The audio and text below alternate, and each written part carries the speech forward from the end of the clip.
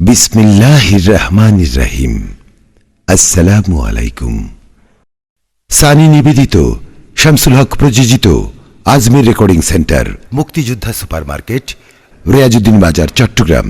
Mobile 0189330853। বিশিষ্ট লেখক ও গবেষক, তরুণ বক্তা, আন্তর্জাতিক খ্যাতিসম্পন্ন যুক্তিবাদী বক্তা হযরতুল আল্লামা মাওলানা মুফতি মুহাম্মদ শামসুল আলম সিদ্দিকী। অধ্যক্ষ, চর খাগড়িয়া, রসুলপুর আলহাজ নূর আহমদ জেবুন্নিসা সুন্নিয়া সিনিয়র মাদ্রাসা, চট্টগ্রাম। খতিব, দেওয়ানহাট বাজার জামে মসজিদ, ডাবল মোরিং, চট্টগ্রাম। সভাপতি, আহলে সুন্নাত ওয়াল জামাত খাগড়িয়া ইউনিয়ন শাখা, সাতকানিয়া, চট্টগ্রাম। প্রতিষ্ঠাতা, কামালে হুব্বে রাসূল সাল্লাল্লাহু আলাইহি ওয়াসাল্লাম সুন্নিয়া কমপ্লেক্স, সাতকানিয়া, চট্টগ্রাম। মোবাইল 018199173334। বিষয় শানে মুস্তাফা সাল্লাল্লাহু আলাইহি ওয়াসাল্লাম ও শানে আউলিয়া রাদিয়াল্লাহু আনহু।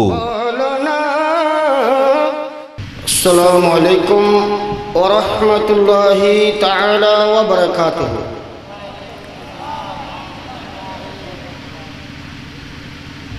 আউযু বিল্লাহিস সামিউল আলিম বিবারাকাতি ওয়া বিফদলি ওয়া বিকারমি বিসমিল্লাহির রহমানির রহিম।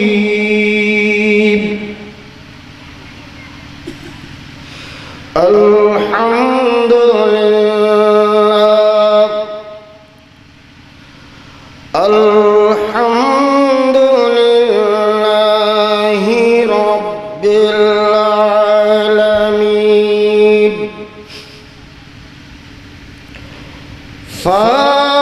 ফাতিরিস সামাওয়াতি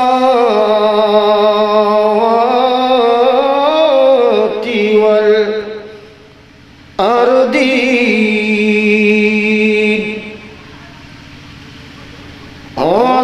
والصلاة والسلام على سيد الأنبياء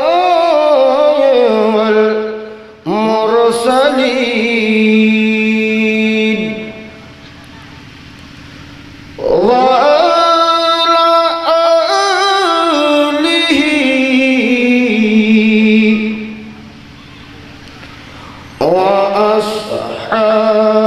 وأصحابه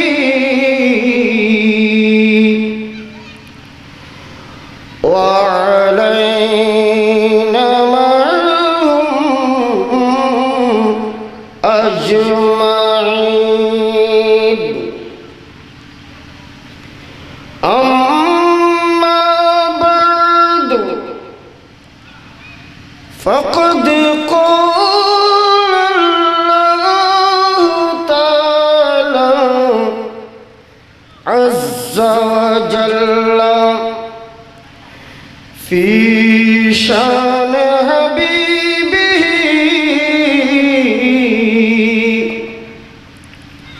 مخبرا وآمرا إن الله وملائكته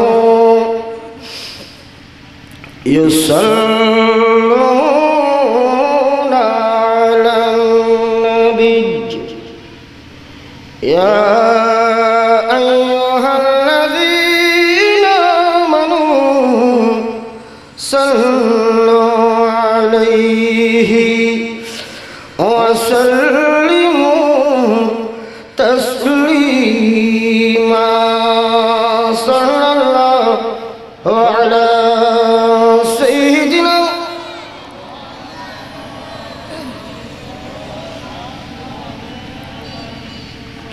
একটু মহব্বতের আওয়াজে দরুদ শরীফ পড়েন। সাল্লাল্লাহু আলা সাইয়্যিদিনা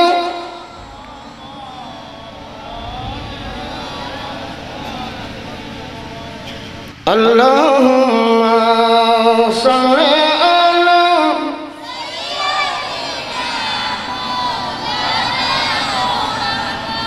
আলা আলি সাইয়্যিদিনা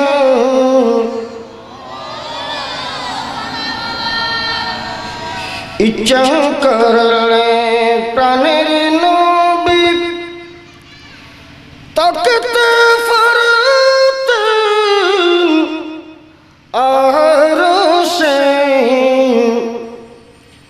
আরে উম্মতের মায়ায় পড়ে শুয়ে আছেন মদিনায়।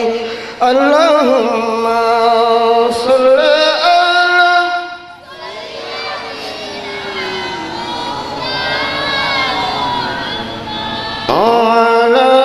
আলি সাইয়্যিদিনা।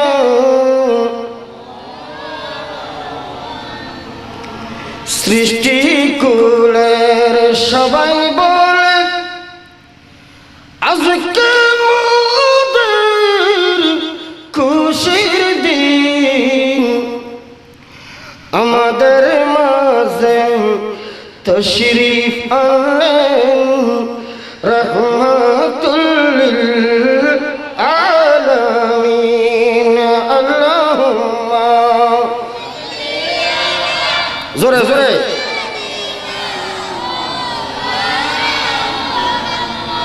আলা আলি সাইয়্যিদিনা।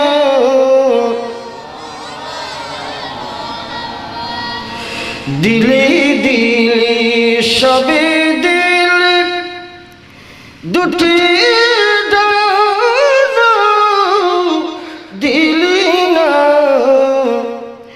ডানা থাকলে উড়ে যাইতাম, দেখতাম সোনার মদিনা।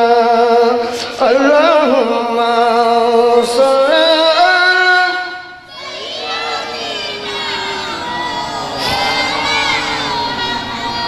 আলা আলি সাইয়্যিদিনা। সালাতুন ইয়া রাসূলুল্লাহ আলাইকুম।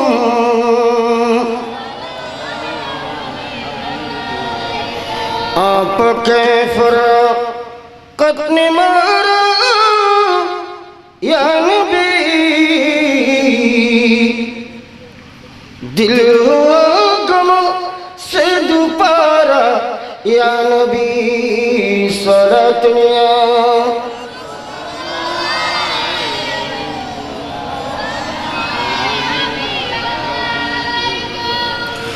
मकारी खेश खरानमो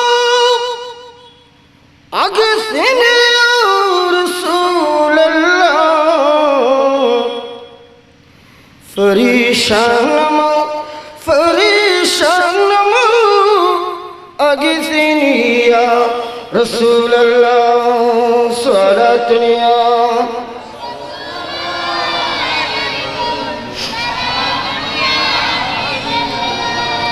أعوذ بالله من الشيطان الرجيم. بسم الله الرحمن الرحيم. من يطع الله والرسول فأولئك مع الذين أنعم الله عليهم من النبيين والصديقين والشهداء والصالحين وحسن أولئك رفيقا. صدق الله المولانا العظيم وبلغنا رسوله النبي الحبيب الكريم ونحن على ذلك من الشاهدين والشاكرين رب صل وسلم وبارك عليه ও মদিনা তোমায় ও মদিনা আমরা পৃথিবীর সব কিছু বলতে পারি কিন্তু আমার নবীকে বলতে ঠিক কিনা ভাইয়েরা আমরা বলতে পারবো ও মদিনা তোমায় ও মদিনা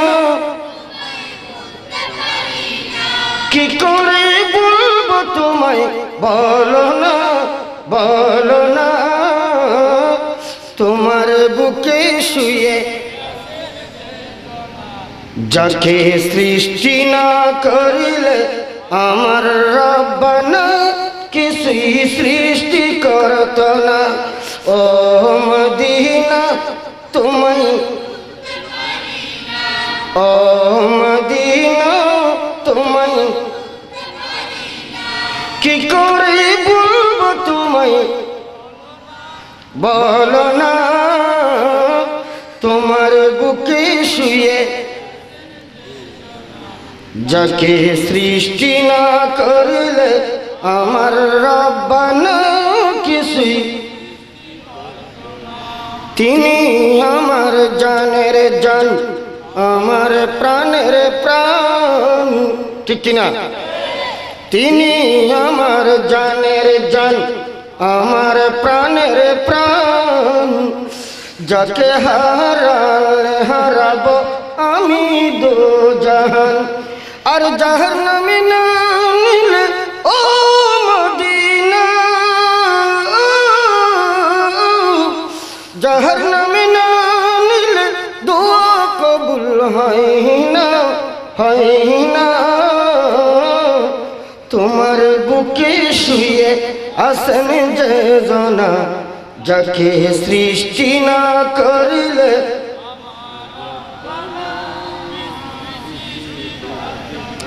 উপস্থিত ঐতিহ্যবাহী সকরিয়া উপজেলার অন্তর্গত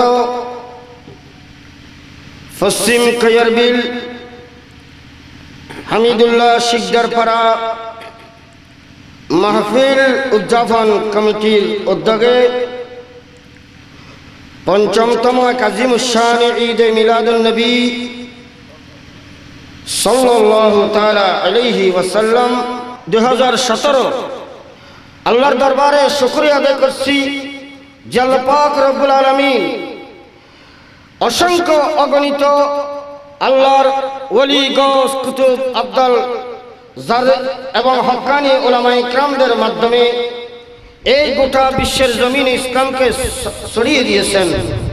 সেই সমস্ত আল্লাহর ওলিদেরকে শ্রদ্ধার সাথে স্মরণ করছি যারা দ্বীন ইসলামের মাযহাব মিল্লাতের কথা বলে বলে যারা দুনিয়া ত্যাগ করেছেন আখিরাতের মেহমান হয়েছেন ঠিক কিনা ভাইরা আজকে হক্কানি রব্বানি উলামায়ে কিরামদের চেহারা ছাওয়ার যে আপনাদের সুযোগ হয়েছে আমি তার দিকে ইঙ্গিত করে একটা হাদিস শরীফ তেলাওয়াত করব আমার মুখে মুখে পড়েন ক্বালা রাসূলুল্লাহি সাল্লাল্লাহু আলাইহি ওয়াসাল্লাম মান জালাসা ইনদাল আলামে সাআতাইনে ও সামিয়া মিনহু কালিমাতাইনে ও মাশামাহু খুতওয়াতাইনে আতালাল্লাহু তাআলা জান্নাতাইন মিসলুদ দুনিয়া মাররাতাইন ইলা আখিরিল হাদিস أو كما قال النبي صلى الله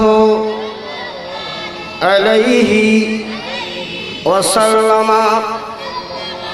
এটা আমার নবীর হাদিস। আমার নবীর হাদিস শরীফ পড়া মানে নবীর সাথে কথা বলা। সুবহানাল্লাহ।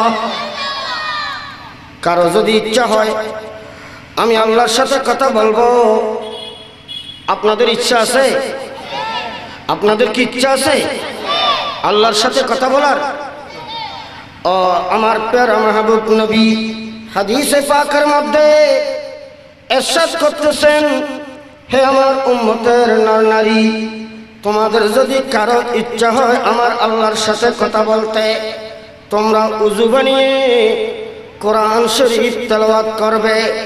কোরআন শরীফ তেলাওয়াত করা মানে আমার আল্লাহর সাথে কথা বলা। আরে চিৎকার দিয়ে বলুন না সুবহানাল্লাহ। আল্লাহর সাথে কথা বলা। হে রাসূল, আমাদের ইচ্ছা হচ্ছে একটু আপনি নবীর সাথে কথা বলার জন্য। আমার মাহবুব নবী বললেন, আমি নবীর সাথে কথা বলার যদি ইচ্ছা হয়, হে সকরিয়াবাসীরা, কৈর বিলের মানুষ, হে সুন্নি মুসলিম জনতা, হে আশিক রাসূল, আপনাদের যদি ইচ্ছা হয় আমি একটু আল্লাহর প্যারা মাহবুব নবীর সাথে কথা বলবো। আমার নবী বললেন, যেখানে হক্কানি রব্বানি উলামায়ে কিরামরা এসে আপনাদেরকে কোরআন সুন্নাহর আলোচনা করবেন, সবাই তো কোরআন হাদিস আর পড়তে জানেন না, সেখানে বসে উলামায়ে কিরামের জবানে শুনে মুখে মুখে যদি আমার নবীর হাদিসে পাক তেলাওয়াত করেন, তাহলে সেটা হবে আমার নবীর সাথে কথা বলার সমতুল্য। উচ্চস্বরে বলুন না সুবহানাল্লাহ। জোরে বলুন না সুবহানাল্লাহ। আমার নবী বলেন, আমার প্যারা রাসূলের সাথে করতেছেন, আমার কথা আপনারা খেয়াল করতেছেন? একটু ভালো করে খেয়াল করেন। আমার নবী বললেন, মান জালাসা ইনদাল আলিমি সাআতাইনি আও সামিয়া মিনহু কালিমাতাইনি। হে আশিক রাসূল ভাইরা, মুরব্বীরা, আমার নবী বলতেছেন, আমার নবী ইরশাদ ফরমাচ্ছেন, কোন ব্যক্তি কোন হক্কানি রব্বানি উলামায়ে কিরামের বৈঠকের মধ্যে, আলোচনার মধ্যে 2 ঘন্টা এর চেয়ে কিছুক্ষণ বেশি বা কম 2 সাত বসবে, নিয়ত শুদ্ধ করে বসবে, আল্লাহ আজকে উলামায়ে আহলে সুন্নাতের সামনে আল্লাহ 2 লোকমা, দুইটা কথা, 2টা কালাম, আল্লাহর প্যারা মাহবুব নবীর হাদিস বা আল্লাহর কালাম শোনার জন্য সে বয়ান শুনে বয়ান অনুযায়ী আমল করব, নিজের জীবনকে সুন্দর করার লক্ষ্য নিয়ে।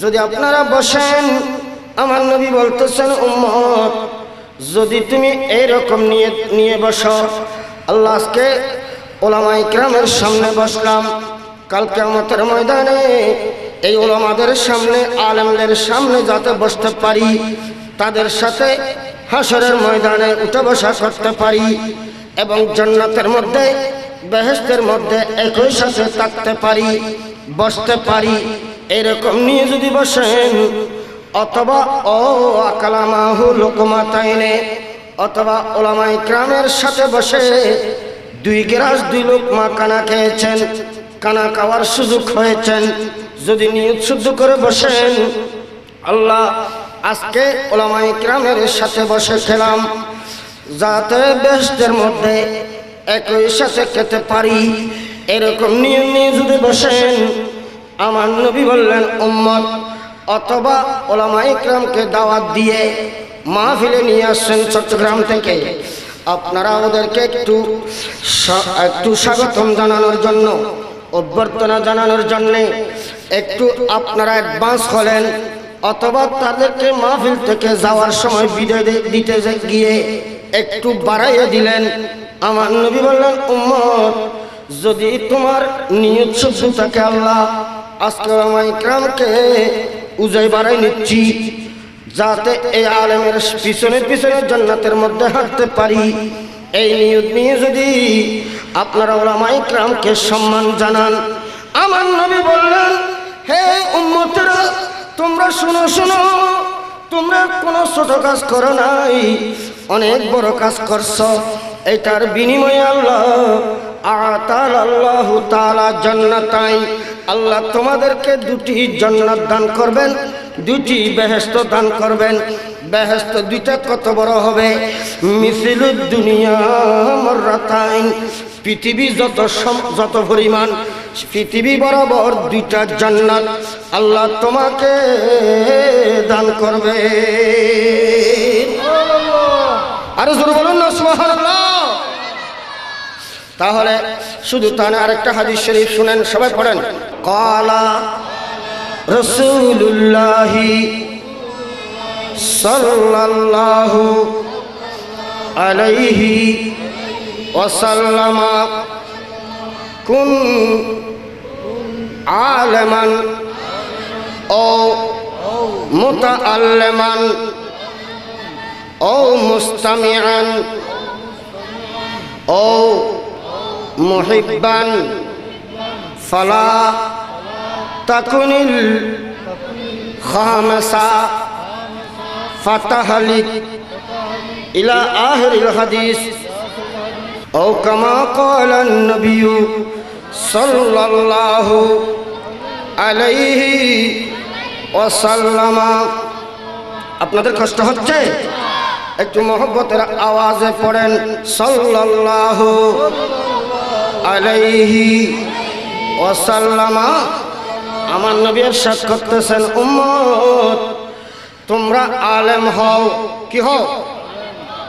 রাসূল, আমরা কিভাবে আলেম হব? আমাদের কারো বয়স হয়েছে 70-80 বছর, কারো বয়স হয়েছে 50-60 বছর, আমরা তো মাদ্রাসায় পড়ার সুযোগ নাই, কিভাবে আলেম হব? আমার নবী বললেন, তাহলে তুমি মাহরুম হইও না, তোমার জন্য আমি আরেকটা রাস্তা করে রেখেছি। যদি আলেম হতে না পারো, ও মুতাআল্লিমান, তাহলে ছাত্র হয়ে যাও। হে রাসূল, আমি ছাত্র, তো ছাত্র হওয়ার জন্য তো কোনো বয়স নাই। হয়তো যারা ছোট ছোট ছেলেরা মাদ্রাসায় ভর্তি হয়ে ছাত্র হবে, ঠিক কিনা? ঠিক কিনা? আর যারা বৃদ্ধ মানুষ, তারা তো মাদ্রাসায় ভর্তি হওয়ার ছাত্রের বয়স নেই। বললেন আমার নবী, উম্মত তুমি ছাত্র হওয়ার বয়স না থাকলেও আমি তোমার জন্য একটা ব্যবস্থা করেছি, যেখানে হক্কানি উলামায়ে ইকরামগণ কোরআন হাদিসের আলোচনা করবে, ফিকহ ফতোয়ার আলোচনা করবে। সেখানে এসে যদি শুনো, সেটা হবে ছাত্রের মর্যাদা।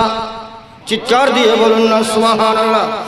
তাহলে বুঝা যাচ্ছে, একটা ছাত্র হচ্ছে ছোট ছাত্র, আর একটা ছাত্র হচ্ছে বৃদ্ধ বুড়ো ছাত্র, ঠিক কিনা? তো আমার নবী বললেন, উম্মত তুমি ছাত্র হয়ে যাও, অর্থাৎ কোরআন সুন্নাহর আলোচনা শোনার জন্য মাহফিলে এসে বসে যাও। আর যদি সেটা করতে না পারো, আপনি আপনার এলাকায় মাহফিল হচ্ছে, আপনি আসেন বিদেশের মধ্যে, আপনি তো এখানে এসে ছাত্র হওয়ার সুযোগ অর্জন করার আপনার সুযোগ নাই।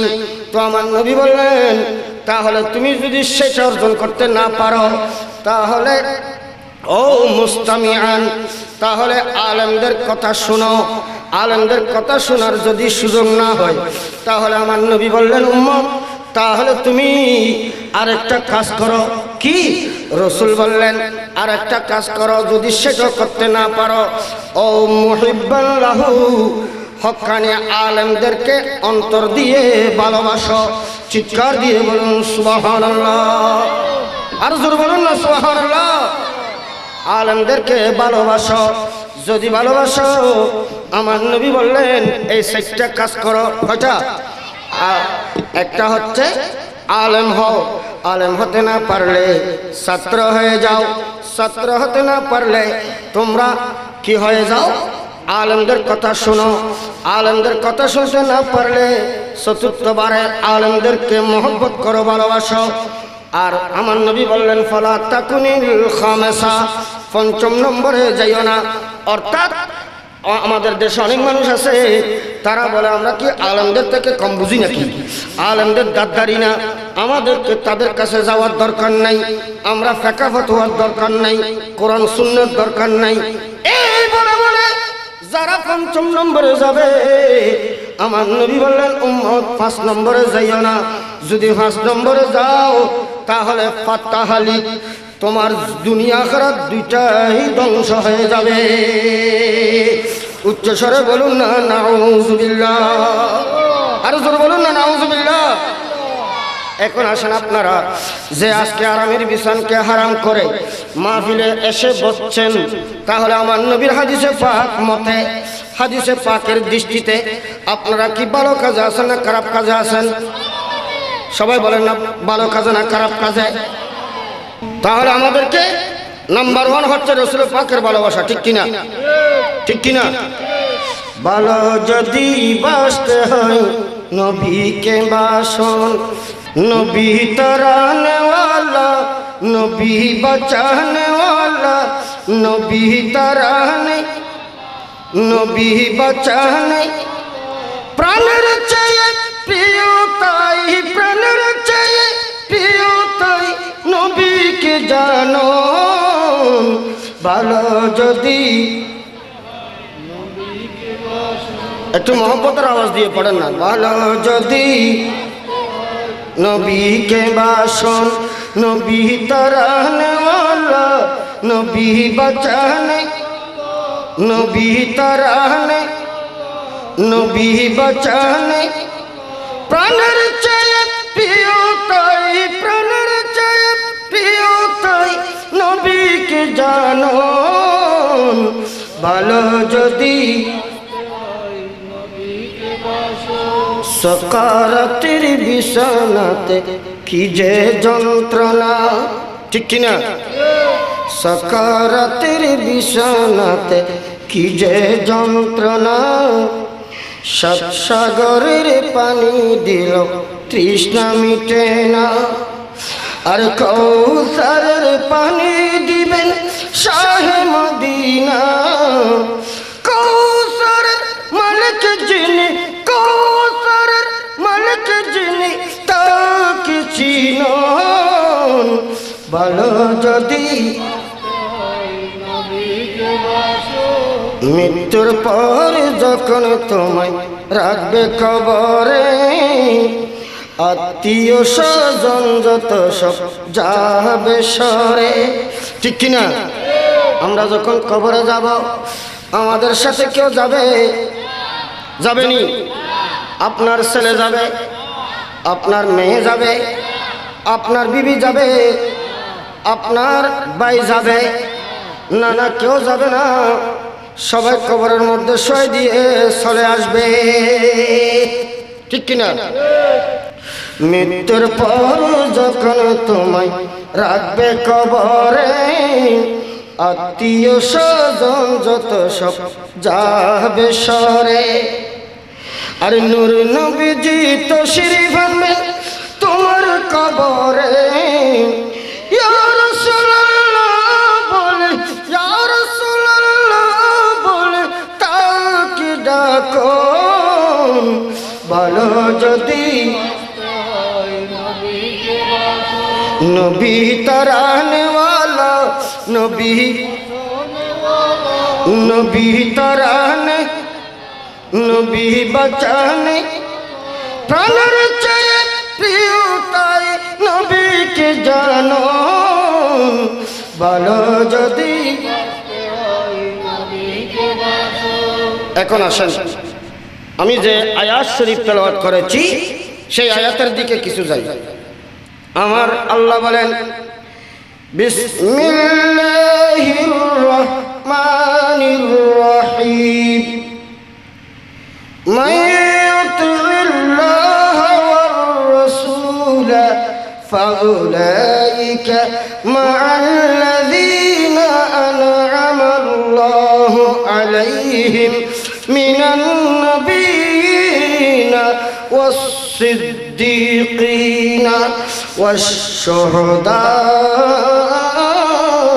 والصالحين وحسن أولئك رفيقا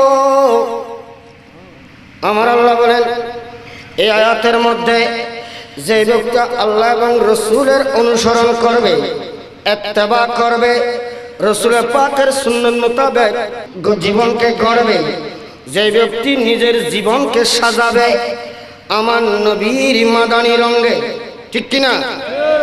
আমার জীবন মরণ সাজাবো মাদানী রঙে, আর জোরে পড়েন না। আমার জীবন মরণ সাজাবো মাদানী রঙে, সেই রঙে রঙিন হলে আল্লাহর রাসূল ওলি আল্লাহ থাকবেন আমার সঙ্গে। আমার জীবন মরণ সাজাবো মাদানী রঙে। যে ব্যক্তি আল্লাহ এবং রাসূলের আনুগত্য করবে তারা ফাউলাইকা আনআমা আল্লাহু আলাইহিম মিনান নাবিয়িনা ওয়াস-সিদ্দীকিনা ওয়াশ-শুহাদা'i ওয়াস-সালিহিন, তারা তাদের হাসর নসর হবে। যারা আল্লাহ এবং রাসূলের আনুগত্য করবে তাদের হাসর নসর হবে 4টা দলের সাথে। কয়টা দল? আমার সাথে একটু কথা বলেন, কয়টা? আরেকটু চিৎকার দিয়ে বলুন না কয়টা, জোরে বলুন না কয়টা? 4টা দল। 1 নম্বর হচ্ছে নবীগণ, 1 নম্বর নবীগণ আম্বিয়া ইকরামগণ, 2য় নম্বরে সিদ্দিকিনগণ, 3য় নম্বরে শুহাদা ইকরামগণ, 4র্থ নম্বরে আল্লাহর ওলিগণ। জোরে বলুন না সুবহানাল্লাহ। কয়টা? তাহলে কোরআনের মাধ্যমে আমরা বুঝতে পারলাম এই আয়াতের মাধ্যমে আল্লাহর নিয়ামতপ্রাপ্ত দল হচ্ছে কয়টা? এখান থেকে বোঝা যাচ্ছে এই আয়াতটা কেন নাযিল হলো। আমার নবীর একজন সাহাবী, গরীব সাহাবী, আমার নবীর সামনে বসে বসে নবী পাকের নূরানী চেহারায় মোবারক দেখে দেখে চোখের পানি ছেড়ে দিলেন। তখন আমার নবী তার দিকে বললেন, হে সাহাবা, তুমি কেন কাঁদতেছ? তুমি এইভাবে কেন কাঁদতেছ? চোখের পানি জার জার করে কেন ছেড়ে দিয়েছ? বললেন, হে রাসূল, আমি হলাম একজন গরীব সাহাবী, আমি কোনো ধনী নই। ইয়া রাসূলুল্লাহ, আজকে তো আপনার নবীর সাথে, আপনি নবীর সাথে দিন কাটাচ্ছি, আপনি নবীর সাথে খাওয়া দাওয়া করতেছি, আপনি নবীর সাথে নামাজ পড়ার সুযোগ হচ্ছে, আপনি নবীর সুন্নত মোতাবেক চলতেছি। হে রাসূল, আমি চিন্তা করতেছি, আমার মনে একটা পেরেশানি এসে গেল। আমি যখন কিয়ামতের ময়দানে কবর থেকে যেদিন উঠব, কিয়ামতের ময়দানে আপনি রাসূলের সাথে থাকতে পারবো কিনা, জান্নাতে আপনি নবীকে পাবো কিনা, এটার শোক আমার অন্তরে ঢুকে গেছে। আমি নবীকে না পেলে সেটা আমার জন্য আর জান্নাত হবে না, আমার মনে খুশি লাগবে না, এটা অন্তরে ব্যথা এসে গেছে রাসূল। এই জন্য আমি আপনি নবীর চেহারা মোবারক দেখে দেখে কাঁদতেছি। জোরে বলুন না সুবহানাল্লাহ। তখন আমার নবী বললেন, হে সাহাবী, তুমি চিন্তা করো না। আমার নবী কোনো উত্তর দেয় নাই। দেখা গেল সেকেন্ডের মধ্যে এই আয়াতটা নিয়ে জিবরিল আলাইহিস সালাম এসে আল্লাহ জিবরিল আলাইহিস সালামকে পাঠিয়ে দিলেন, হে জিবরিল, যাও যাও, আমার নবী একজন গরীব সাহাবী মন ছোট করেছে, নবীর সাথে জান্নাতে থাকতে পারবে কিনা, তুমি তাড়াতাড়ি যাও, সুসংবাদ দাও। এই আয়াতটা নিয়ে এসে আমার নবীর সামনে উপস্থিত হয়ে গেলেন।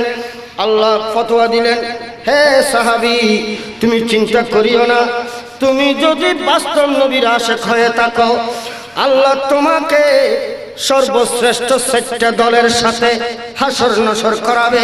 শুধু তা নয়, এই 4টা দলের সাথে তুমি জান্নাতে থাকতে পারবে। জোরে বলুন না সুবহানাল্লাহ। তখন আল্লাহ বললেন, ওয়া হাসুনা উলাইকা রফিকা, তুমি এর চেয়ে আর সুন্দর বন্ধু কোথায় পাবে, এর চেয়ে আর উত্তম বন্ধু কোনটা হবে? উচ্চ স্বরে বলুন না সুবহানাল্লাহ। ঠিক কিনা? তাহলে যারা আমরা আল্লাহ এবং রসুলকে ভালোবাসি, যারা আল্লাহ এবং রসুলের আনুগত্য করি, ময়দানে হাসরে, কবরে হাসরে, জান্নাতে আমরা এই চারটি নিয়ামত প্রাপ্ত দলের সন্ধান পাবো, তাদের সাথে আমাদের উঠা বসা হবে। চিৎকার দিয়ে বলুন না সুবহানাল্লাহ। আরেকটু জোরে বলুন না সুবহানাল্লাহ। আপনারা কি এই চারটি দলের সাথে থাকতে চান? চাই কি চাই না? একটু হাত উঠিয়ে বলুন তো। মারহাবা, মারহাবা বলেন না। আল্লাহ সবাইকে কবুল করুন। জোরে বলুন না আমিন। এটা তো আয়াতের তরজমা, কিছু তাফসীর করতে হবে না? আপনারা কি তাফসীর শুনবেন? আমার আল্লাহ বলেন চারটা দল আল্লাহর নিয়ামত প্রাপ্ত। এক নম্বরে হচ্ছে নবীগণ। এক নম্বরে নবীগণ। সমস্ত নবীদের মধ্যে সর্বশ্রেষ্ঠ রাসূলকে আমাদের নবী বলেন না, সর্বশ্রেষ্ঠ রাসূলকে সবসে আওলা হমারা নবী। আমার মুখে মুখে পড়েন সবসে আওলা হমারা নবী সবসে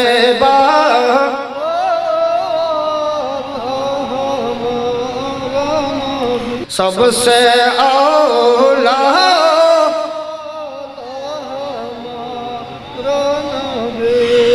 सबसे बाला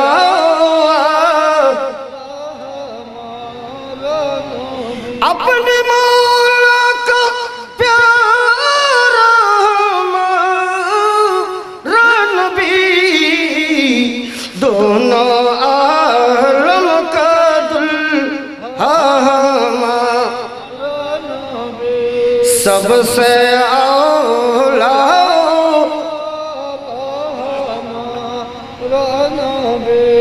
তো আল্লাহর ওলিগণের শানে যখন আয়াত আল্লাহ নাযিল করেছেন, তো আমরা যদি আল্লাহর ওলিকে যদি না মানি, তাহলে একটা কোরআন শরীফের আয়াত না মানা এটা কুফরি না? কথা বলেন না কেন? আরে আপনার সাথে আপনারা কি বলেন? আপনারা যদি বলেন আমরা ওলি মানি না, তাহলে এখানে ওলি আল্লাহর ওলিদের সাথে আমাদের হাসর নসর হবে বলতেছে আল্লাহ। তো আল্লাহর ওলিদের সাথে যদি হাসর নসর হয়, আপনি যদি ওলিকে না মানেন, তাহলে সেই আল্লাহর ওলির সাথে আপনার সাথে কি হাসর নসর হবে? না। সেই ওলিদের সাথে কি আপনি জান্নাতে থাকতে পারবেন? তো আপনি না মানলে তো আমার কি আসে যায়? আপনি তো একটা কোরআন শরীফের আয়াত মানলেন না, তো আপনি যখন কোরআন শরীফের আয়াত মানলেন না, তখন আপনি কুফরি করছেন, আপনার ঈমান চলে গেছে, আমার কি অসুবিধা হবে? ঠিক কিনা? তো সিদ্দিকীন আমার নবীকে আল্লাহ বলেছেন আর রহমান আল্লামাল কুরআন, রহমান ने अपने महबूब को कुरान सिखलाया। আল্লাহ আল্লাহর হাবিবকে কোরআন শরীফ শিক্ষা দিয়েছেন। ঠিক কিনা? আল্লাহর হাবিবকে আল্লাহ কোরআন শরীফ শিক্ষা দিয়েছেন। পৃথিবীর মধ্যে আল্লাহর সৃষ্টির মধ্যে যত জ্ঞান আছে, যত এলম আছে, যত নলেজ আছে, সমস্ত জ্ঞান কোরআন শরীফের মধ্যে আছে। ঠিক কিনা? পৃথিবীর সমস্ত নিয়ামত সব কিছুর বর্ণনা কোরআন শরীফে আছে। আছে কিনা? তো আল্লাহ যখন নবীকে কোরআন শরীফ শিক্ষা দিয়েছেন, পৃথিবীর সমস্ত জ্ঞান বিজ্ঞান সব কিছু আল্লাহ নবীকে শিক্ষা দিয়েছেন। ঠিক কিনা? এখন যদি আপনি বলেন নবী গায়েব জানে না, তো নবী গায়েব না জানলে আল্লাহ কেন কোরআনকে শিক্ষা দিয়েছেন? ঠিক কিনা? তাহলে বুঝা যাচ্ছে আল্লাহ নবীকে সব কিছু শিক্ষা দিয়েছে, শুধু গায়েবের ইলম শিক্ষা দেয় নাই। তো কোরআনে কি সেটা বলছে? কথা বলেন না কেন? আবার যদি কেউ বলে নবী কিছু জানে না, নবী আমাদের মতো মানুষ, কোরআনের কোন জায়গায় বলছে নবী আমাদের মতো মানুষ? আপনারা তো কোরআনের অপব্যাখ্যা দিচ্ছেন। ভাইয়েরা আমার, আমি আপনাদের খেদমতে শুধু একটা কথা আরজ করব। আল্লাহ যখন কোরআনের সমস্ত জ্ঞান নবীকে শিক্ষা দিয়েছেন, তাহলে বুঝা যাচ্ছে আল্লাহ পৃথিবীর সমস্ত কিছু নবীকে শিক্ষা দিয়েছেন, ঠিক কিনা? নবীকে আল্লাহ অনেক মুজিজা, অনেক নিয়ামত আল্লাহ নবীকে দান করেছেন, ঠিক কিনা?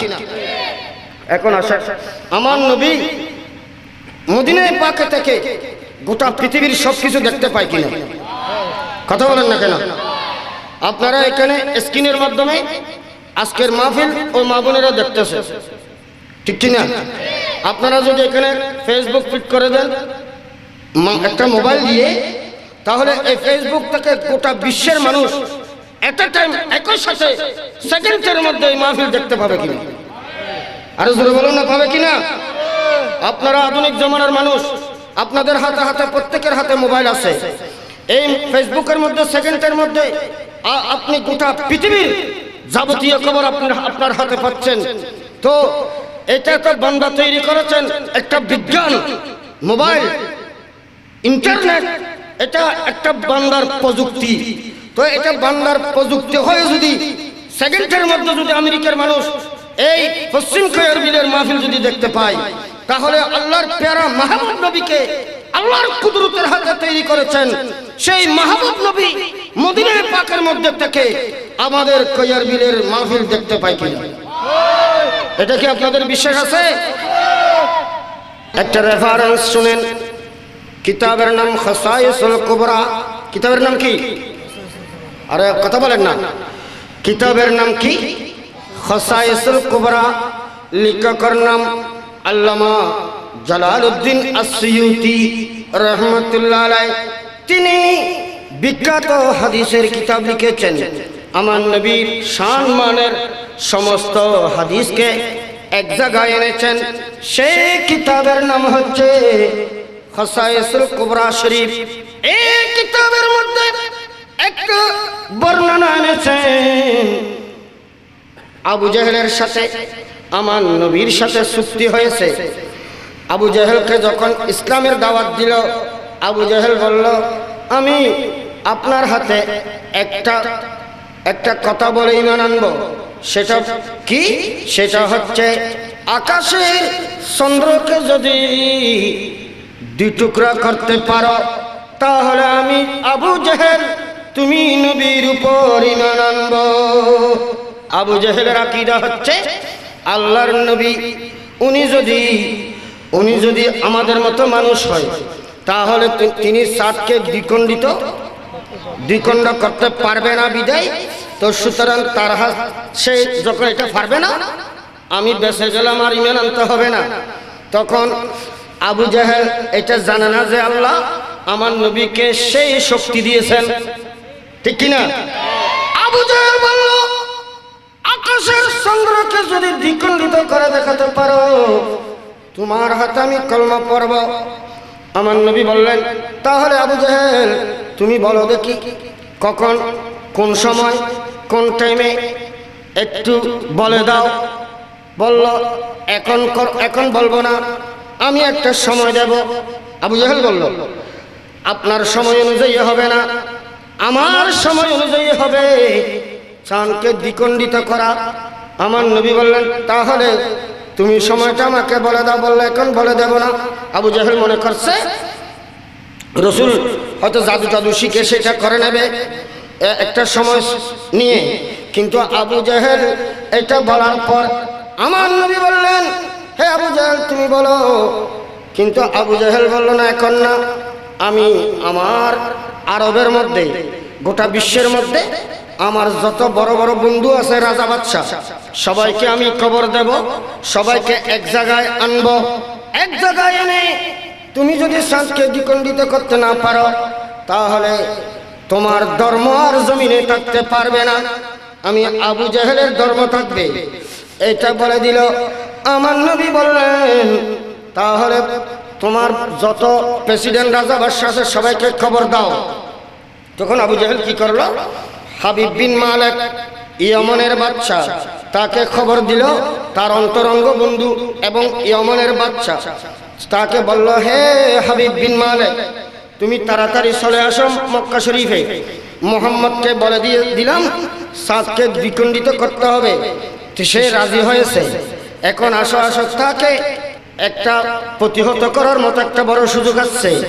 এটা তো সে পারবে না, আকাশের চাঁদের মধ্যে এটা তো সৃষ্টিকর্তার ক্ষমতা, সে কিভাবে সেখানে রাজত্ব করতে পারবে? তখন আবু জেহেল এইটা বলে, হাবিব বিন মালিককে খবর দিল। হাবিব বিন মালিক ঘর থেকে বের হয়ে আসলো, মক্কা শরীফ যখন পৌঁছলো বলল, হে রাসূল, আপনি চাঁদকে দ্বিখণ্ডিত করে দেখান। তখন আমার নবী কি করলেন? আমার নবী এই শাহাদত আঙ্গুলকে আসমানের দিকে তুলে দিলেন। তুলে দিয়ে একটু ইশারা করার সাথে সাথে ওই চাঁদ আমার নবীর ইশারায় দ্বিখণ্ডিত হয়ে একটা টুকরা পাহাড়ের উপরে আরেক খণ্ড পাহাড়ের নিচে এসে পড়ে গেল। জোরে বলুন না সুবহানাল্লাহ। এখন আসেন, আবু জেহেল এই চাঁদ 1.5 ঘন্টা জমিনের মধ্যে ছিল। কয় ঘন্টা? কিতাবের মধ্যে আছে 1.5 ঘন্টা জমিনের মধ্যে চাঁদ ছিল। এটা আকাশের চাঁদ জমিনে নেমে আসলো। তাহলে বোঝা গেল নবী ওই চাঁদ পর্যন্ত নবীর গোলাম, ঠিক কিনা? নবীর গোলাম, নবীর অনুসারী। ওই চাঁদ দ্বিখণ্ডিত হয়ে 1.5 ঘন্টা জমিনের মধ্যে ছিল। তখন আবু জেহেলকে বলল, আবু জেহেল তুমি ঈমান আনো। বলল, ঈমান কেন আনবো? এটা তো একটা জাদুগরির কাজ। তুমি তো বড় জাদুঘর, তুমি তো বড় জাদুকর, তোমার উপর ঈমান আনা যাবে না। হাবিব বিন মালিক বলল, এই আবু জেহেল একটু রাখো রাখো, আমি ওকে একটু পরীক্ষা করে দেখি। ইয়েমেনের বাদশা বলতেছে। পরীক্ষা কি করলো?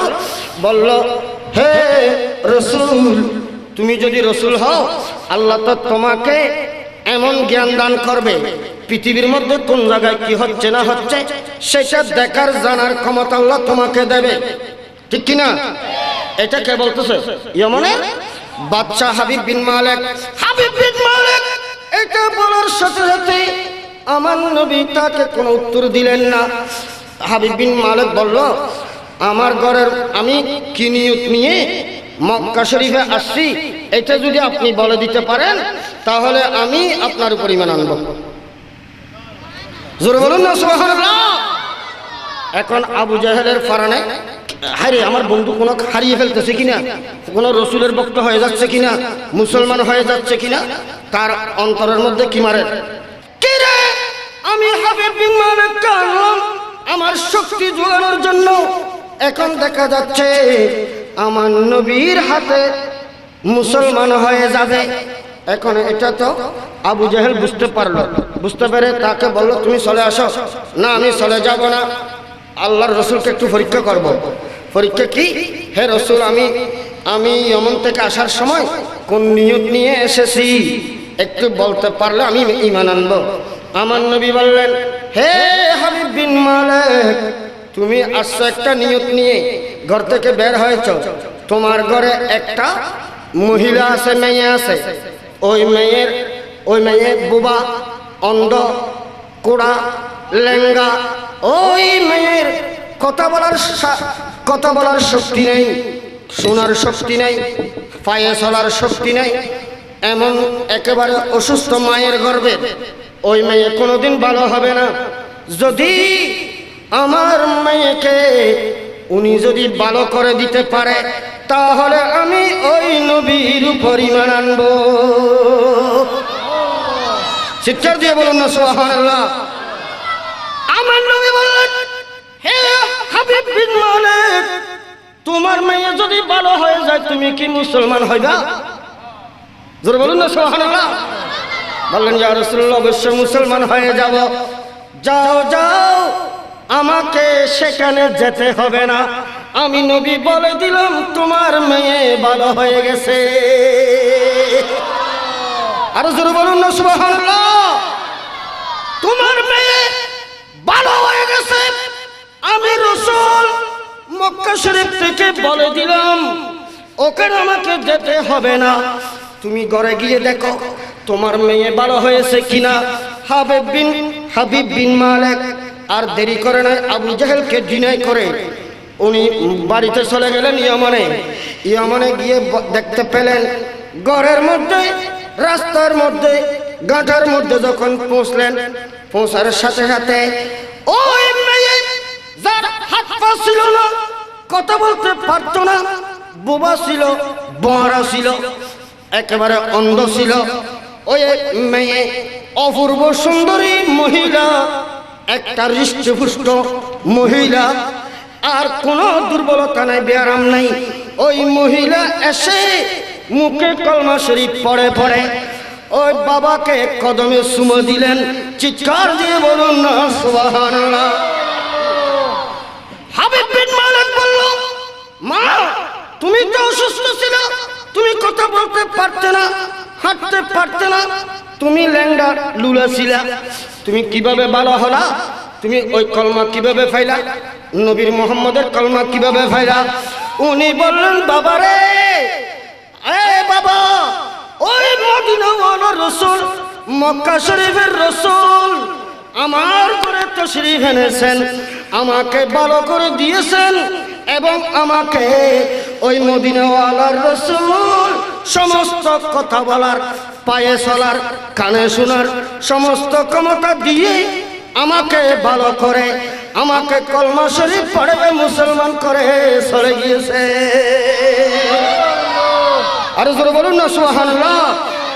হাবিব বিন মালিক আর ঘরের মধ্যে ঢুকে নাই, ওই রাস্তা থেকে ব্যাগ দিলেন মক্কা শরীফে, বললেন, ইয়া রাসূলুল্লাহ, আমি বুঝতে পারলাম আপনি সত্য সত্য রাসূল, আপনি সত্য সত্য রাসূল। আপনি মক্কা শরীফ থেকে যদি ইয়মন দেশে যদি উপস্থিত হয়ে আমার মেয়েকে যদি ভালো করে দিতে পারেন, সত্যি সত্যি আপনি একজন আল্লাহর রাসূল। বলেন, হে রাসূল, আর পরীক্ষা করতে হবে না, আমাকে কলমা শরীফ পড়ে দেন। পড়ে দিলেন, লা ইলাহা ইল্লাল্লাহু মুহাম্মাদুর রাসূলুল্লাহ সাল্লাল্লাহু আলাইহি ওয়াসাল্লাম। ওই নবীর কলমা পড়ে মুসলমান হয়ে আবু জেহেলকে তালাক দিল।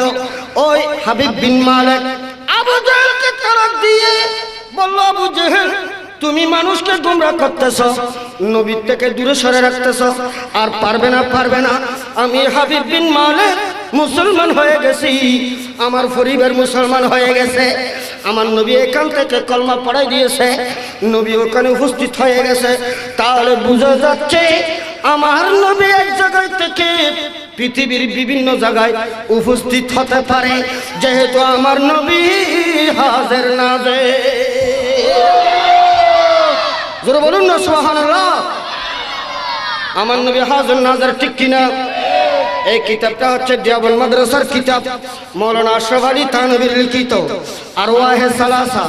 এটা আমরা সুন্নিদের কিতাব নয়, এটা তাদের কিতাব। এই কিতাবের মধ্যে আশরাফ আলী থানভী লিখতেছেন 23 পৃষ্ঠার মধ্যে, আশরাফ আলী থানভী এই কিতাবের মধ্যে লিখতেছেন, ভারতের দিল্লির মধ্যে শাউলুল্লাহ মুহাদ্দিস দেহলভী নামে একজন বড় মুহাদ্দিস ছিল, বড় আল্লাহর ওলি ছিল।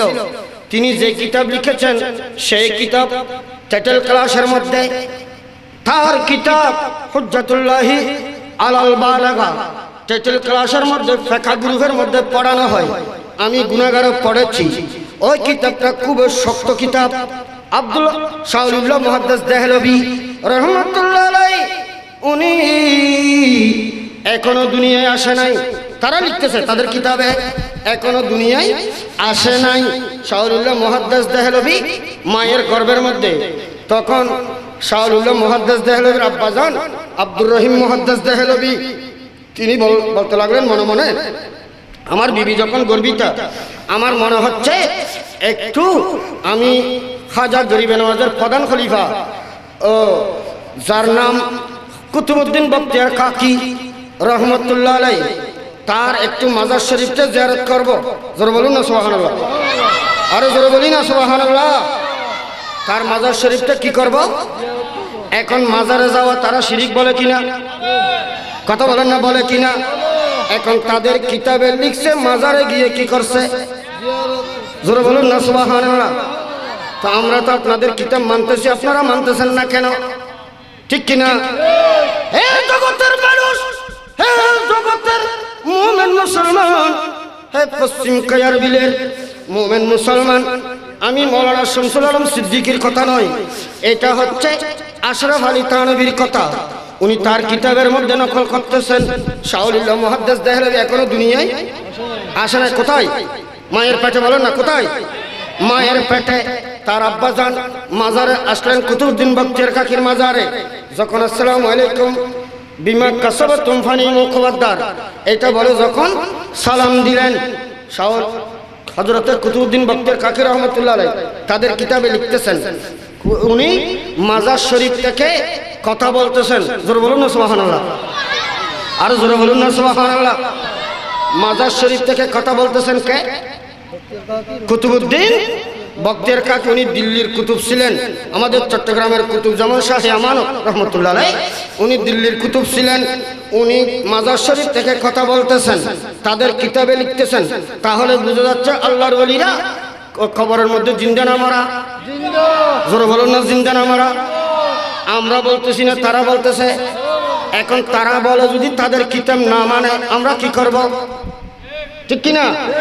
তারা যদি তাদের কথা না মানে আমরা কি করতে পারবো? তাদের কপাল তারা খাবে, আমাদের কি হবে? ঠিক কিনা ভাইয়েরা? ঠিক কিনা? এখন আসেন, তাদের কিতাবের মধ্যে আছে, ওই কুতুবউদ্দিন বখতিয়ার কাকি রহমতুল্লাহ বলতেছেন মাজার শরীফ থেকে, হে আব্দুর রহিম মুহাদ্দিস দেহলভী, তোমার বিবি কি গর্বিতা? জোরে বলুন না সুবহানাল্লাহ। এখন আরেকটা কথা বের হয়ে গেল, উনি মাজার শরীফ থেকে কিভাবে দেখলেন উনার বিবি যে গর্বিতা? তাহলে বোঝা যাচ্ছে আল্লাহর ওলিরা মাজারে থাকলেও পৃথিবীর খবর জানে। জানে কি জানে না? না জানলে উনি কিভাবে শহর কুতুব হবে? উনি যদি না জানে শহর কিভাবে উনি রক্ষা করবে, শহরের কিভাবে দায়িত্ব পালন করবে? ঠিক কিনা? আপনারা জানেন এখন চট্টগ্রামের মধ্যে যেটা পুলিশের প্রধান হেডকোয়ার্টার, বিডিআর এর প্রধান হেডকোয়ার্টার, আর্মির যেটা প্রধান হেডকোয়ার্টার, সেখানে সিসি ক্যামেরা বসানো আছে কিনা? কথা বলেন না কেন? সিসি ক্যামেরা থেকে দেখতেছে শহরের কোন জায়গায় কোন মোড়ে কি হচ্ছে না হচ্ছে, সব কিছু দেখতেছে। ঠিক কিনা? হে ভাইয়েরা, যদি সিসি ক্যামেরার মধ্যে শহরের কোন জায়গায় কি হচ্ছে না হচ্ছে, যদি সিসি ক্যামেরার মধ্যে একটা রুমের মাধ্যমে, একটা সিসি ক্যামেরার মাধ্যমে রুমে বসে যদি দেখতে পারে, তাহলে একজন শহর কুতুব শহরের কোন জায়গায় কি হচ্ছে না হচ্ছে সেটা দেখার ক্ষমতা আল্লাহ দিয়েছেন কিনা? ঠিক কিনা? কুতুবউদ্দিন বখতিয়ার কাকি বললেন, তোমার বিবি কি গর্বিতা? বললেন, হুজুর হ্যাঁ গর্বিতা। তাহলে তোমার জন্য সুসংবাদ, ওইটা হবে আল্লাহর ওলি। ওইটা কি হবে? অর্থাৎ ওইটা আল্লাহর ওলি হবে। তার নাম রাখবে আমার নাম কুতুবউদ্দিন আহমদ। জোরে বলুন না সুবহানাল্লাহ। নামও রেখে দিয়েছেন। উনি ঘরে গিয়ে বিবিকে বলতে ভুলে গিয়েছেন।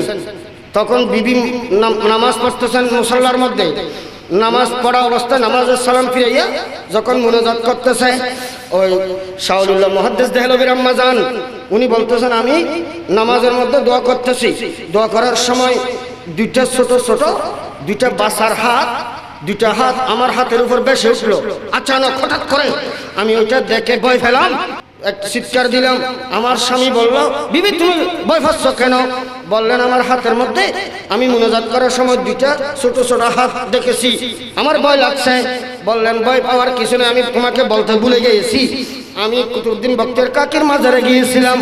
উনি বলেছে তোমার গর্ভের মধ্যে যে সন্তান আছে ওইটা হবে আল্লাহর ওলি। জোরে বলুন না সুবহানাল্লাহ।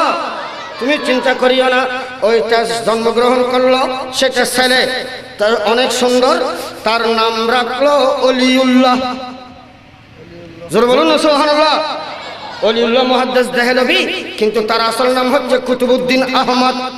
তাহলে এখন তাদের কিতাবের মধ্যে দেখা যাচ্ছে আল্লাহর ওলি এটা কি ছেলে হবে মেয়ে হবে আল্লাহর ওলি জানে, নামও রেখে দিয়েছেন এবং তারা আল্লাহর ওলির মাজারও জিয়ারত করেছেন।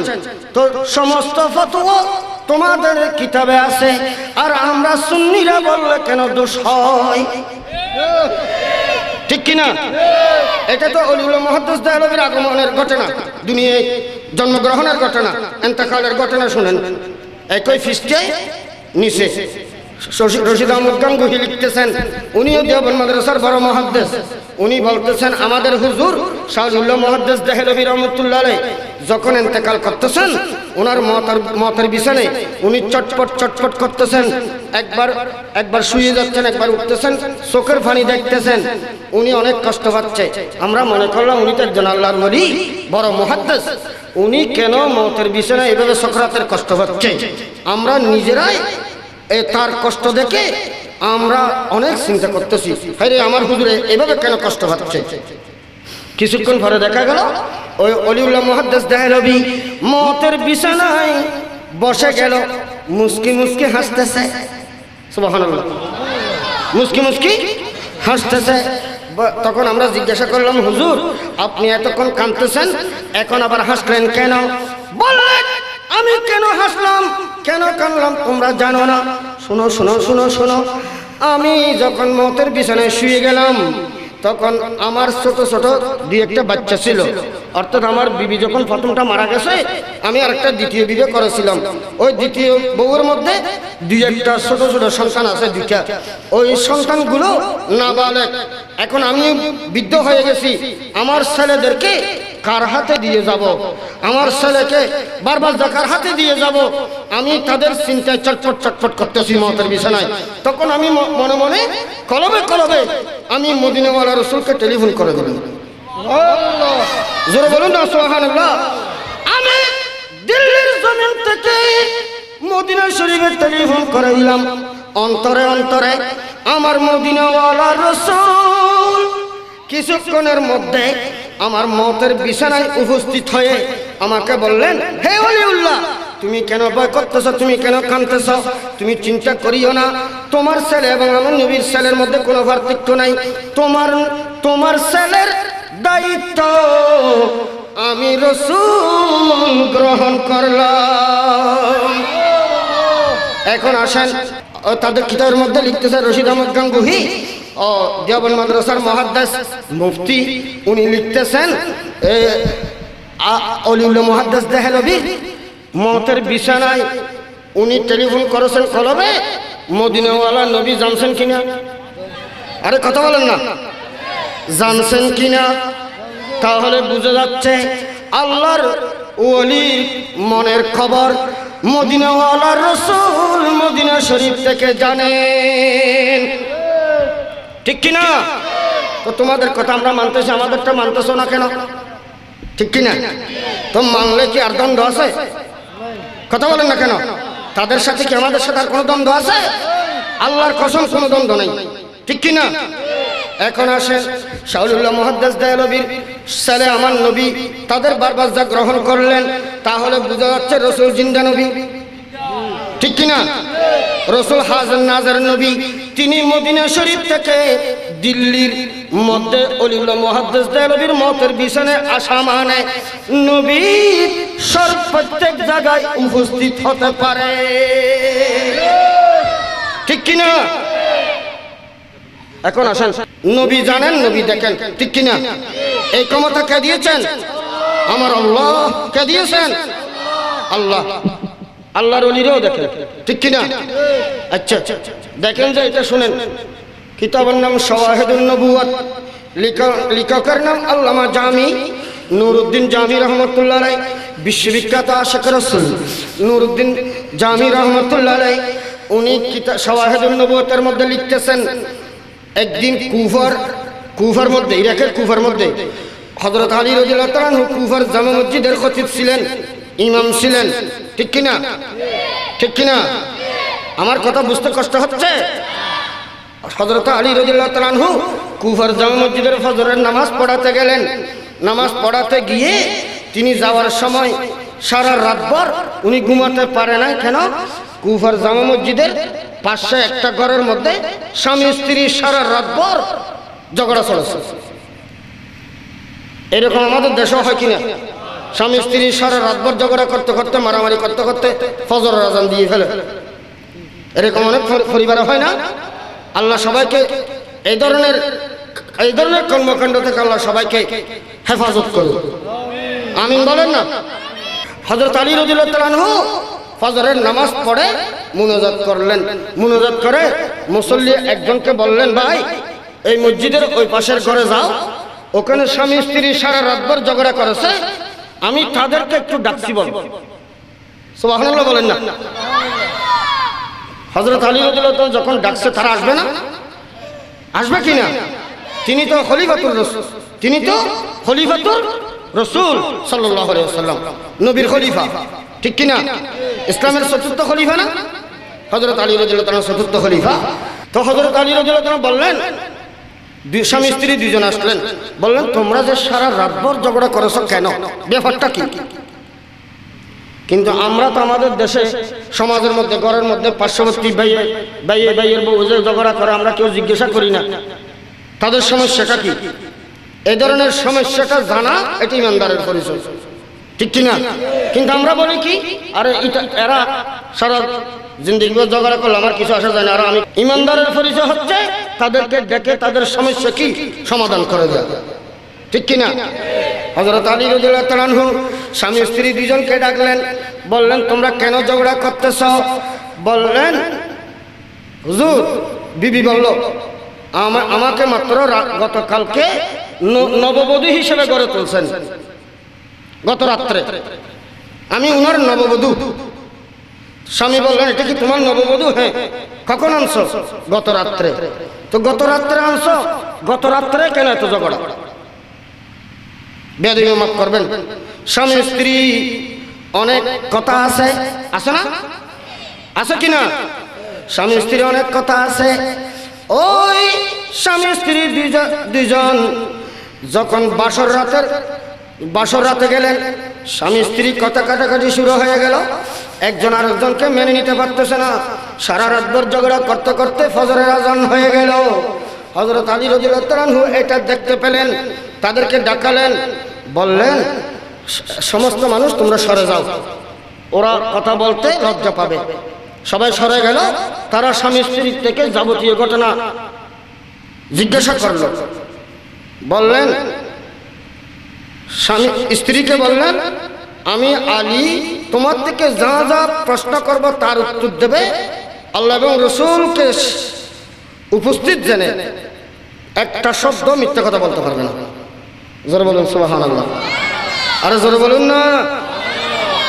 একটা শব্দ মিথ্যা কথা বলতে পারবেন না।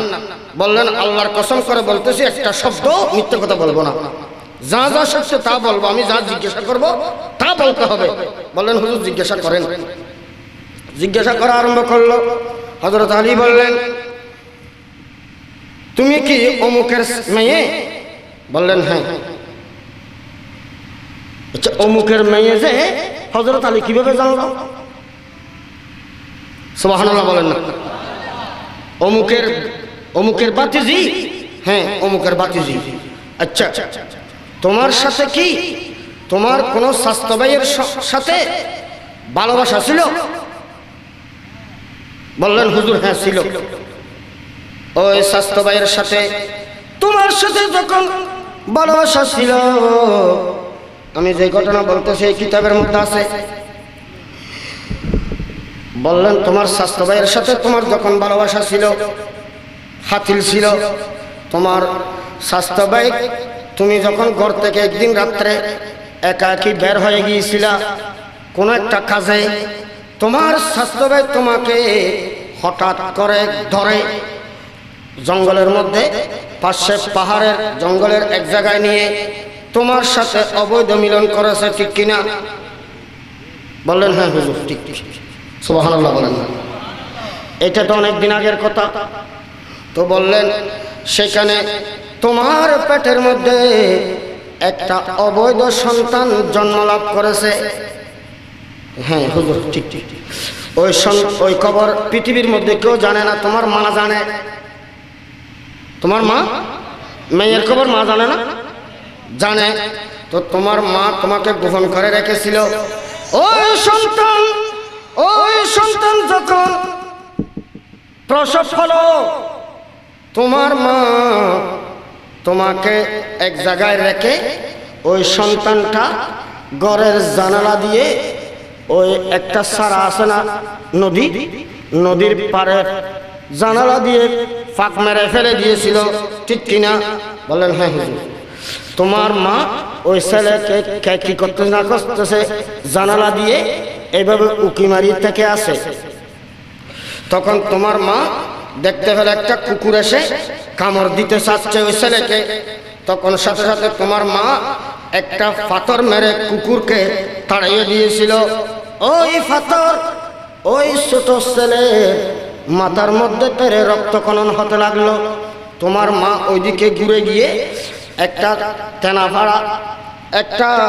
তেনাফাড়া ছিঁড়ে মাথার মধ্যে পাট্টি বেঁধে দিল, ঘরের মধ্যে চলে আসলো।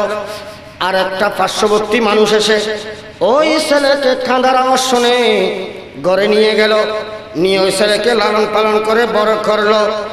ওই ছেলের জন্য এতদিন পরে যেই বউ আনছে সেইটা হচ্ছে তুমি মা, সেটা হলো ওই ছেলের মা তুমি।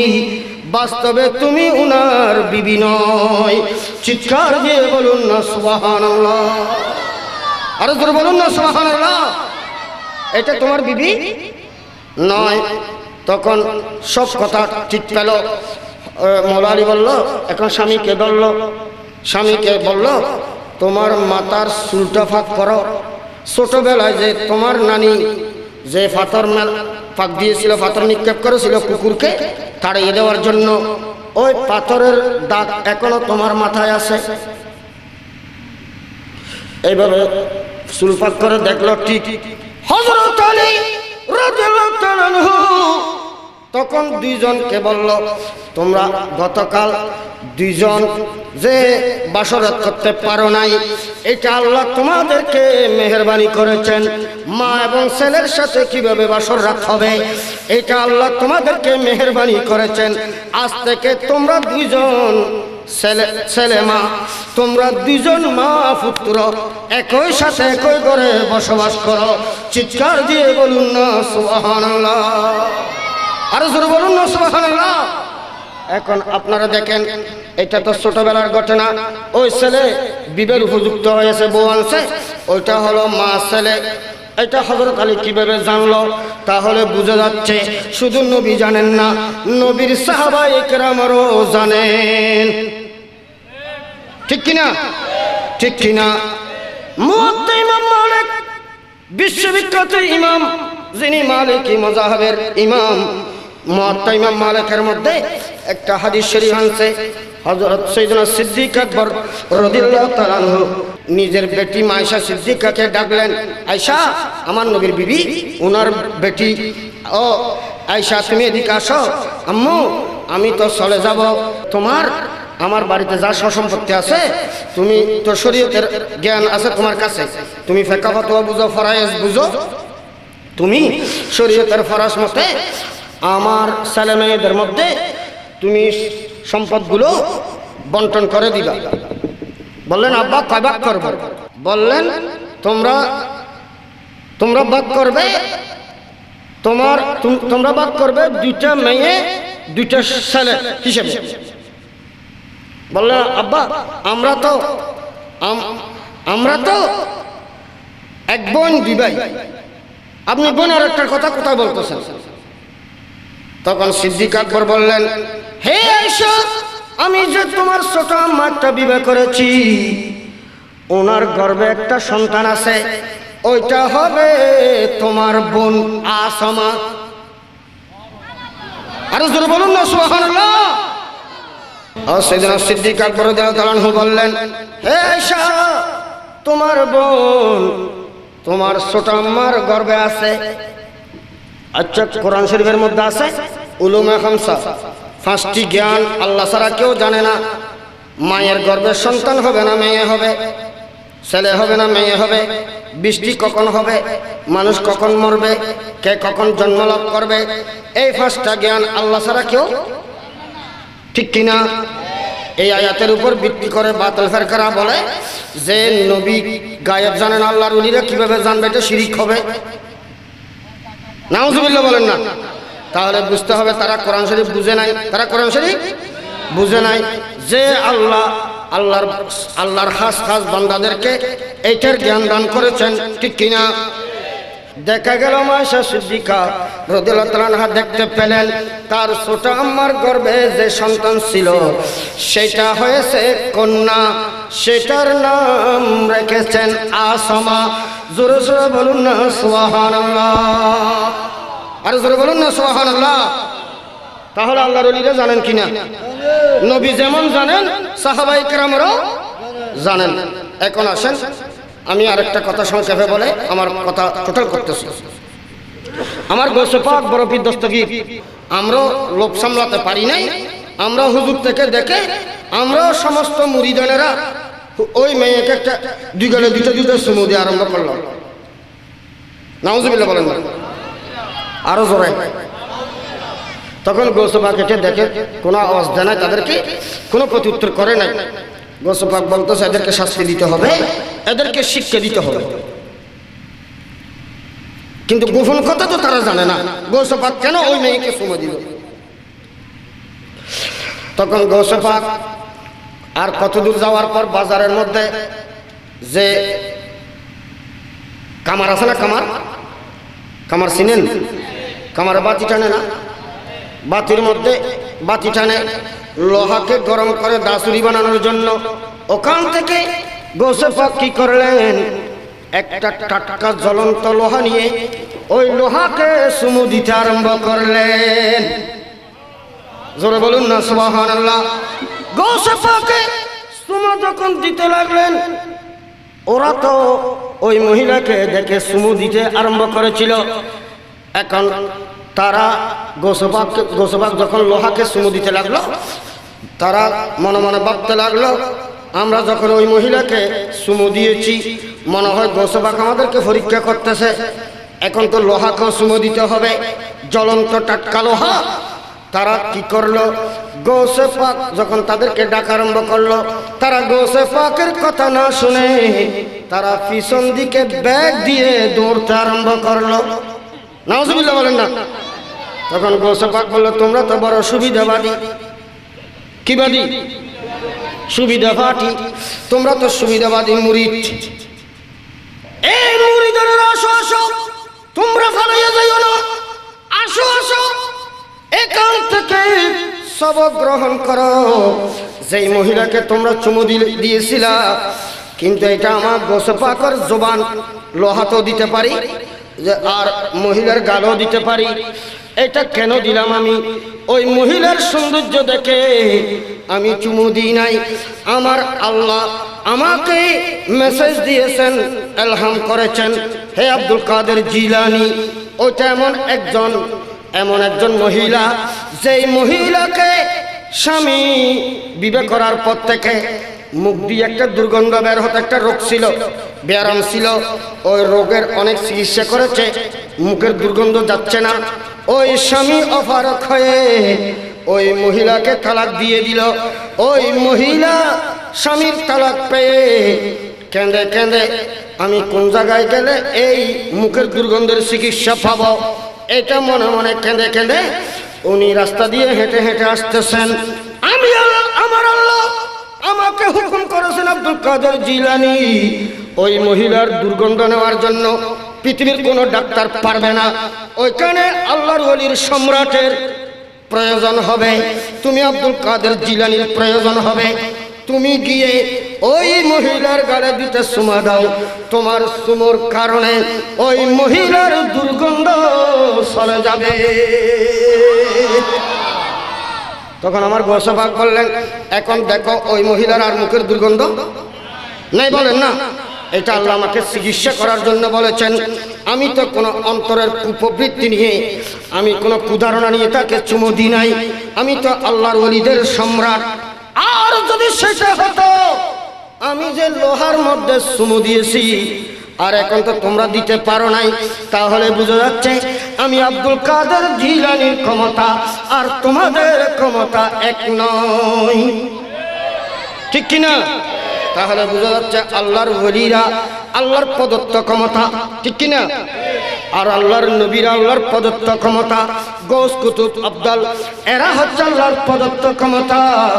আল্লাহর ওলিকে মানার জন্য আল্লাহ কোরআনে অসংখ্য আয়াত নাযিল করেছেন, যেমন সিরাতাল লাযিনা আন'আমতা আলাইহিম, এইটা আল্লাহর ওলিদের শানে নাযিল হয়েছে।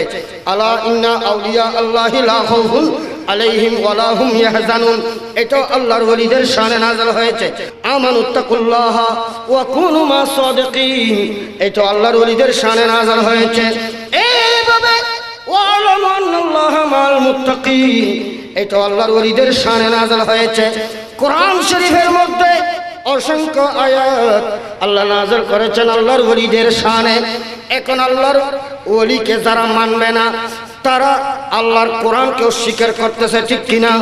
তো আল্লাহর কোরআনকে অস্বীকার করা মানে সে আর মুসলমান থাকবে না, ঠিক কিনা?